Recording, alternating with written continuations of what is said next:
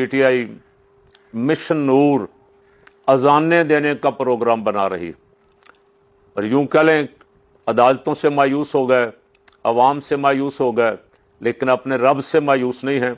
और जो रब की तरफ मुतवज्जे होता है, अल्लाह की बारगाह में अर्ज़ करता है, अल्लाह से लौ लगाता है, मेरा रब उसे खाली नहीं लौटाता। अज़ानें देने का मकसद तवज्जो इल्लाह है, अल्लाह की तरफ मुतवज्जे हो जाएं, बाकी सारे मामलात छोड़ छाड़ के। हुक्मरान इससे खौफज़दा क्यों?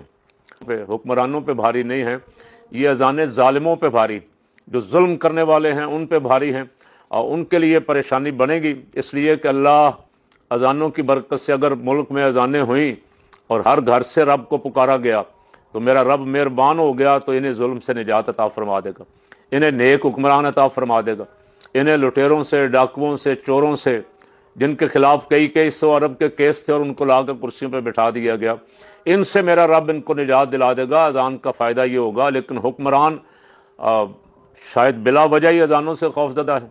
अजानों से, नमाज़ों से, दुआओं से किसी इंसाफ पसंद अदल परवर हुक्मरान को तो खौफज़दा नहीं होना चाहिए।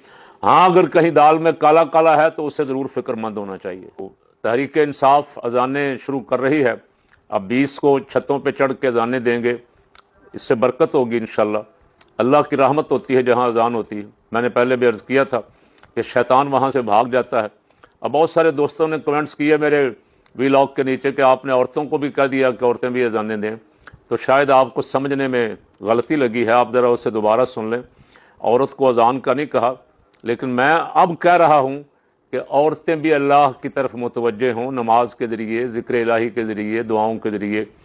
अगर वो वाक़यातन समझती हैं कि हम किसी बहरान में हैं, हम किसी मुसीबत में हैं और हमारे ऊपर नाजायज़ हुक्मरान मुसल्लत किए गए हैं, तो उसका सबसे बड़ा फ़ॉर्म, दुआ का फ़ॉर्म जो है वो तो रब की बारगाह है।